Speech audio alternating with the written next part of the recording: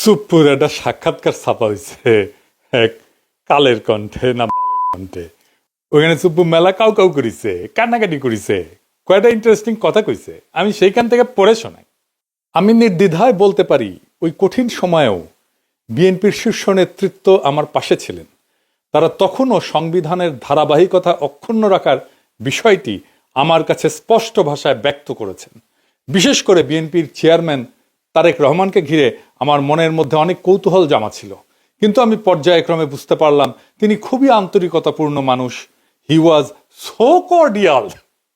আমার দুঃসময়ে বিএনপির সহযোগিতা শতভাগ ছিল। সুপ্পু খুব পরিষ্কার করে বলছে যে বিএনপি তারে রক্ষা করছে। কোন সুপ্পুকে? সেই সুপ্পুকে যে তার নিজের পরিচয় নিজেই দিচ্ছে। শোনেন তার নিজের ক্রেডেনশিয়াল।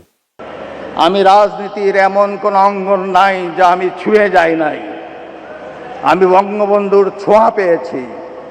আমি আমার জীবদ্দশায় পরপর 6 বার বঙ্গবন্ধুর দেখা পেয়েছি। বঙ্গবন্ধু আমাকে নাম ধরে ডেকেছেন, এই চুপ্পু তুই এদিক আয়, এই চুপ্পু তুই মাঠে আয়। আমি বঙ্গবন্ধুর 6 দফার ভাষণ শুনেছি। আব্দুর রব বগা মিয়ার বাড়িতে আমি গিয়েছি, আমার প্রতিবেশী। ওখানে আমি দুপুরে ভাত খেয়েছি বঙ্গবন্ধুর সাথে। শুনিছেন কি বিশাল ক্রেডেনশিয়াল? মানে কার সাথে কই ভাত খেয়েছে সেটাও তার বড় যোগ্যতা।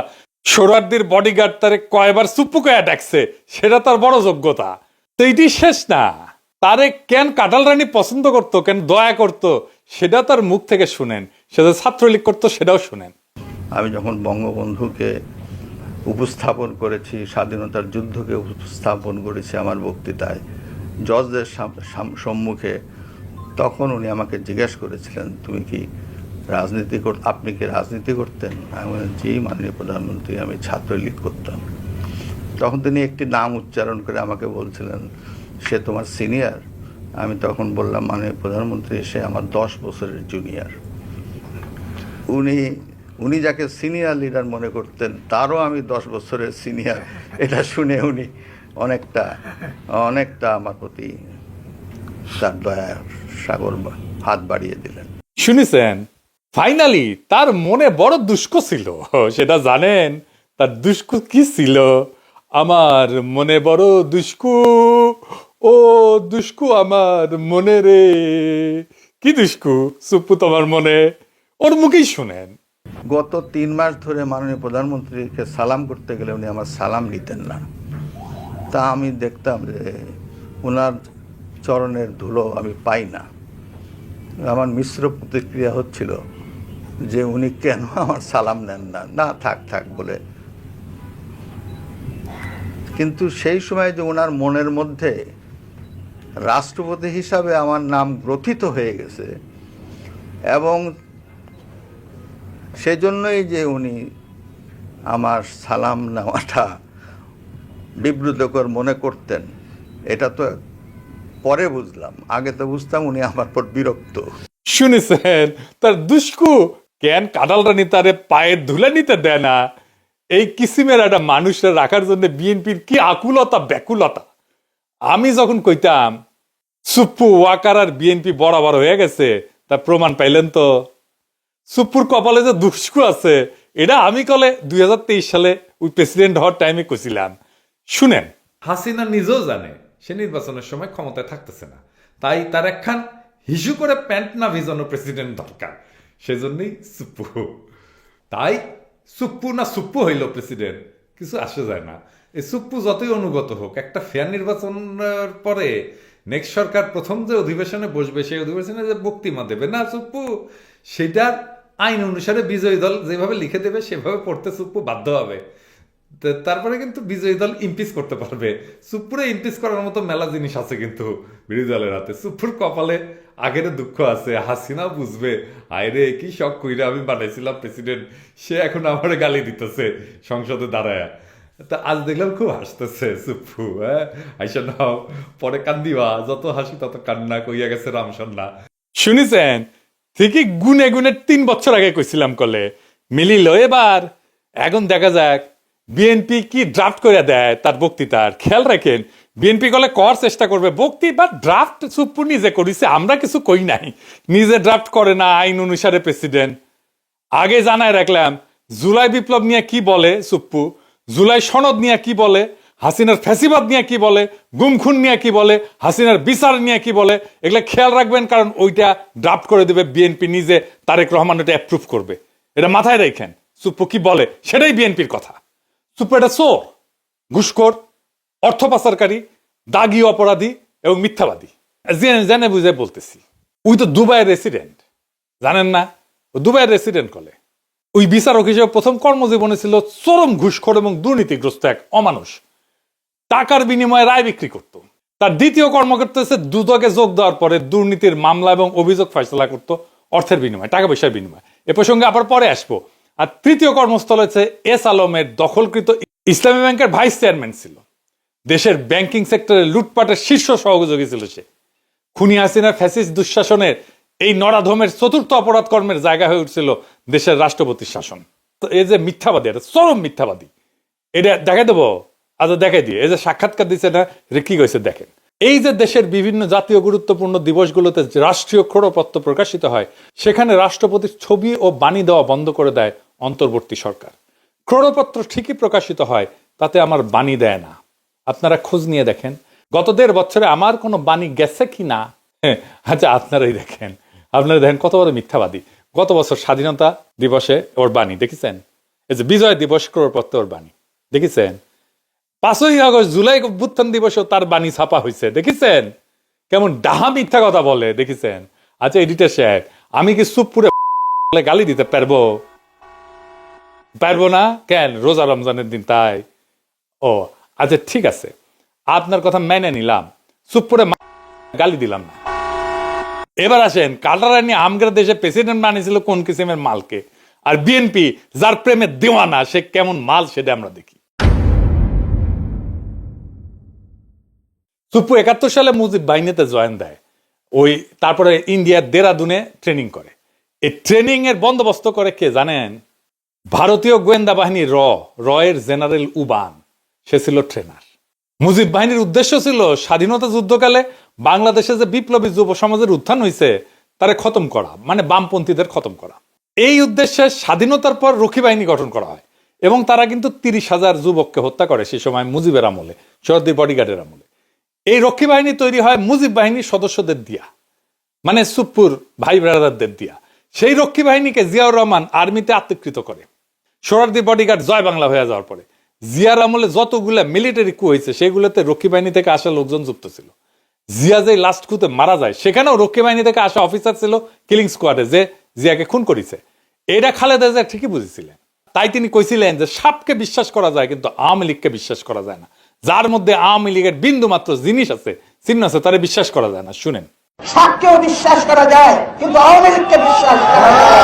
আওয়ামী লীগ নিজের স্বার্থের জন্য দেশটাকে পর্যন্ত বিক্রি করে দিয়ে ক্ষমতায় থাকতে চাইবে, লেনদেন করছির মতো তার হয়েছে। কাজে এই আওয়ামী লীগকে বিশ্বাস করেন না। শুনেছেন? আর এখন সেই জিয়া এবং খালেদা জিয়ার পুত্র তারেক রহমানের আওয়ামী লীগ ছাড়া চলেই না। হ্যাঁ, যাই হোক, সুপ্পুতে ফিরে আসি। 72 সালে সুপ্পু পাবনার এডওয়ার্ড কলেজ থেকে বিএসসি পাশ করে। ওই পরীক্ষাটা ছিল নকলের জন্য বিখ্যাত, একেবারে আপনারা সবাই জানেন, মুরব্বীদের জিজ্ঞেস করেন, সব কটা নকল করে পাশ করেছে। 75 সালে সে পাবনার আমিন উদ্দিন আইন কলেজ থেকে এলএলবি ডিগ্রি পায়, মাশাআল্লাহ।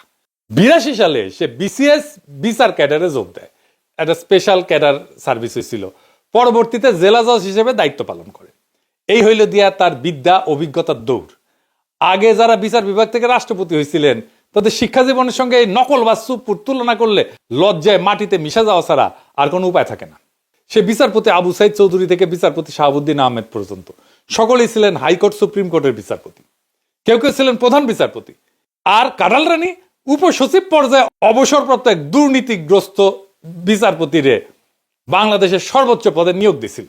এই কইরা পদটার যে কি পরিমাণে অবমূল্যায়ন হয়েছিল সেটা আমাদের ধারণারও বাইরে। দেখেছেন তো কেমন মিছা কথা বলে, চোখে চোখে মিছা কথা বলে। এটা বাংলাদেশের রাষ্ট্রপতি। এরকম একটা মিছা কথা বললে তো মিডিয়াতে হইচই পড়ে যেত দুনিয়ার যে কোনো সভ্য দেশে। কিছু হয়েছে এরকম একটা মিছা কথা বলছে। 2001 সালে নির্বাচনে পরাজিত হওয়ার পরে আওয়ামী লীগ অভিযোগ করে যে বিএনপি আওয়ামী লীগ এবং সহযোগী সংগঠনগুলোর নেতাকর্মীদের উপরে হামলা করিচ্ছে। পরবর্তীতে আওয়ামী লীগ যখন ক্ষমতায় আসে 2008 সালে, তখন ওই অভিযোগ তদন্তের একটা কমিশন গঠন করে। সেটার প্রধান হিসেবে শাহাবুদ্দিন সুপ্পুরে নিয়োগ দিছিল কাটালরানী হাসিনা। সে বিএনপির বিরুদ্ধে তদন্ত করেছিল, তদন্ত রিপোর্ট দিছিল। হাসিনা কত ঘনিষ্ঠ, কতখানি ডিপেন্ড করতো দেখেন, তার উপরে ডিপেন্ড করিচ্ছে তারেক রহমান। দেখেছেন 2011 সালে হাসিনা সুপ্পুকে দুর্নীতি দমন কমিশনের হিসেবে নিয়োগ দেয়। ওইখানে তার প্রধান কাজ ছিল পদ্মা সেতুতে যে বিশ্ব ব্যাংক দুর্নীতির অভিযোগ উত্থাপন করছিল না, সেটা তদন্ত করা। আশ্চর্য হওয়ার কিছু নাই যে হাসিনার পদলেহী সুপ্পু তথাকথিত তদন্ত শেষে দাবি করে বিশ্ব ব্যাংকের অভিযোগ মিথ্যা। এটা নিয়ে আবার সে গব্বও করেছিল। এই ভূমিকার কারণে সে হাসিনার আস্থা এবং বিশ্বাস অর্জন করে। 2011 থেকে 2016 সাল পর্যন্ত যে দুর্নীতি দমন কমিশনের কমিশনার ছিল, ওই সময় বাংলাদেশের দুর্নীতির এত ব্যাপক বিস্তার ঘটে যে হাসিনার পুরা শাসনামলে $234 বিলিয়ন বিদেশে পাচার হয়ে যায়। সুপ্পু এবং তার দুর্নীতি দমন কমিশনের সহকর্মীরা এই অভূতপূর্ব দুর্নীতির ঢাল হিসেবে ব্যবহৃত হয়েছিল। বুঝিস, বাংলাদেশ থেকে যে পাচার হয়ে গেছে অর্থ, সেইটা ঢাল ছিল এই সুপ্পু। পরবর্তীতে সুপ্পু এস আলমের মালিকানাধীন ইসলামী ব্যাংকের ভাইস চেয়ারম্যান পদে চাকরি নেয়। প্রেসিডেন্ট পদে মনোনয়ন পাওয়ার আগ পর্যন্ত এই পদেই চাকরি করত। আদানি যেমন মোদির ক্যাশিয়ার, যেমন এস আলমও কাটালরানী হাসিনার ক্যাশিয়ার। জানেন তো এটা। শাহাবুদ্দিন সুপ্পুর নজরদারিতে ইসলামী ব্যাংক জয় বাংলা হয়ে যায়। এবং এস আলমের সাথে আমাদের শিলং সালাউদ্দিনের একটা ঘুটু আছে, জানেন তো। এই জন্য এইটাই হইতেছে আসল ব্যাপার, বুঝিসাও।